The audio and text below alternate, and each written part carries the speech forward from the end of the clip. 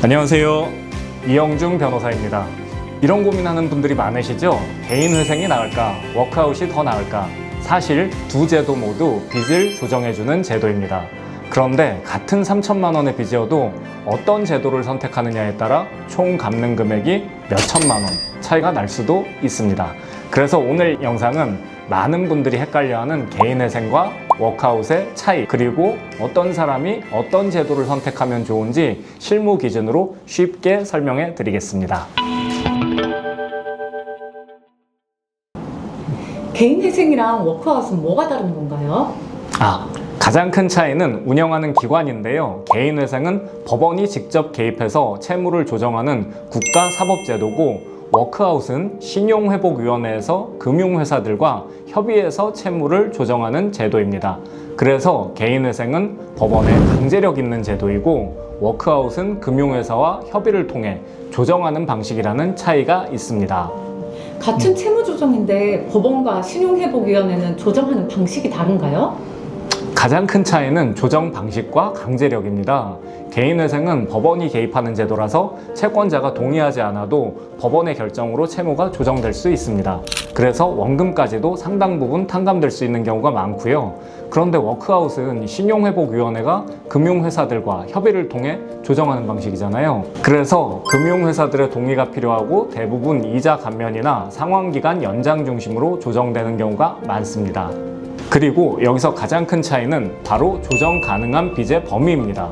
개인회생은 채권의 종류에 제한이 거의 없어요. 은행 대출, 카드값, 대부업, 지인에게 빌린 돈, 사업 거래처 채무 이런 것들까지 모두 포함해서 진행이 가능합니다. 심지어 세금이나 4대 보험 같은 채무들도 탕감은 안 돼도 최장 5년간 나누어 낼 수 있도록 조정이 됩니다. 그런데 워크아웃은 신용회복위원회와 협약된 금융회사 채무만 조정이 가능합니다. 그래서 개인에게 빌린 돈, 거래처 채무, 사채 이런 채무들은 워크아웃에서는 조정 대상이 안 되는 경우가 많아요. 그런데 연체가 있어야 신청할 수 있다고도 하는데 그게 맞나요? 그것도 개인회생과 워크아웃의 차이예요. 개인회생은 연체가 없어도 신청이 가능하고요. 개인 워크아웃의 경우에 보통 90일 이상의 연체가 있어야 신청할 수 있어요. 워크아웃이 연체가 되어야 하니까 연체 기간 동안은 채권자 전화 독촉에 시달려야 하는 불편함이 좀 있긴 하죠. 개인회생과 워크아웃은 빚을 갚는 기간도 다르고 하던데 어떻게 다른가요? 네, 변제 기간도 상당히 차이가 있습니다. 개인회생은 보통 3년 동안 변제합니다. 짧으면 2년, 길어도 5년이에요. 정해진 기간 동안 변제금을 납부하면 나머지 채무는 다 면책되는 구조입니다. 예를 들어 7천만 원 빚 중에 1,500만 원만 변제하면 나머지 5,500만 원은 면책될 수 있는 거죠.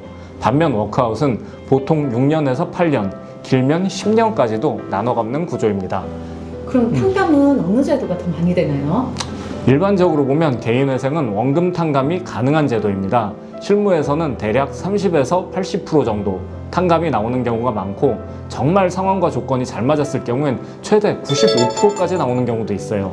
개인회생의 탕감률은 개인의 소득이나 재산에 따라 다 다르거든요. 그런데 워크아웃은 원칙적으로 이자 감면 중심입니다. 원금은 대부분 나눠서 갚는 구조여서 월 부담은 줄어들 수 있지만 총 갚는 금액은 더 많아지는 경우도 있습니다. 그리고 상담하다 보면 많이 놀라시는 차이가 하나 더 있습니다. 바로 압류와 독촉 문제인데요. 개인회생은 신청을 하면 보통 3일에서 10일 정도 안에 법원에서 금지 명령이 내려지는 경우가 많아요. 금지 명령이 채권자에게 전달되면 전화나 문자 독촉이 금지되고, 새로운 압류나 가압류도 법적으로 금지됩니다. 이미 진행 중인 강제집행이나 경매는 중지 명령으로 멈출 수 있는 경우가 많습니다. 그런데 워크아웃은 금융회사들과 협의를 통해 진행되는 제도라서 추심은 중단될 수 있지만 이미 들어온 압류를 강제로 해제할 법적 권한은 없습니다. 그래서 상담하다 보면 통장이 압류됐거나 급여 압류로 회사에 알려질까봐 걱정이 돼서 개인회생을 하겠다는 분들도 많습니다. 그럼 어떤 사람은 개인회생이 낫고 어떤 사람은 워크아웃이 나은 건가요? 상담하다 보면 이 질문을 가장 많이 하세요. 제가 간단하게 설명해 드릴게요. 월 소득이 높아서 회생을 하면 원금을 거의 다 갚아야 하는 경우, 이런 부분들은 워크아웃이 더 유리할 수도 있습니다. 하지만 소득이 많지 않거나 부양가족이 있어서 탕감 가능성이 있는 경우라면 개인회생이 훨씬 유리한 경우가 많습니다. 특히 채무가 여러 곳에 흩어져 있거나 사채, 개인 채권이 섞여 있는 경우에는 워크아웃으로는 해결이 안 되는 경우도 있습니다. 그래서 나의 빚의 종류와 상황을 상담해 보시고 나에게 더 유리한 제도를 선택하는 게 중요합니다. 실제 상담을 해보면 같은 3천만 원 빚이라도 어떤 제도를 선택하느냐에 따라 총 상환 금액이 1,000만 원 이상 차이가 나는 경우도 많습니다. 자, 개인회생과 워크아웃의 차이를 간략하게 설명을 드렸는데요. 가장 중요한 건 내 상황에 어떤 제도가 맞는지 정확하게 판단하는 것입니다. 같은 빚이라도 어떤 제도를 선택하느냐에 따라 갚는 기간, 갚는 금액, 탕감률 모두 달라질 수 있습니다. 빚 문제는 혼자 고민하기보다 전문가와 함께 가장 유리한 방법을 찾는 것이 중요합니다. 여러분은 현재 연체가 시작된 지 며칠 정도 되셨나요? 혹은 아직 연체 전인데 불안해서 보고 계신가요? 연체 일수에 따라 지금 당장 신청 가능한 제도가 다르니 댓글 남겨주시면 골든타임을 체크해 드릴게요. 구독과 좋아요 눌러주시면 개인회생을 준비하는 분들께 도움이 되는 정보를 계속 알려드리겠습니다. 감사합니다.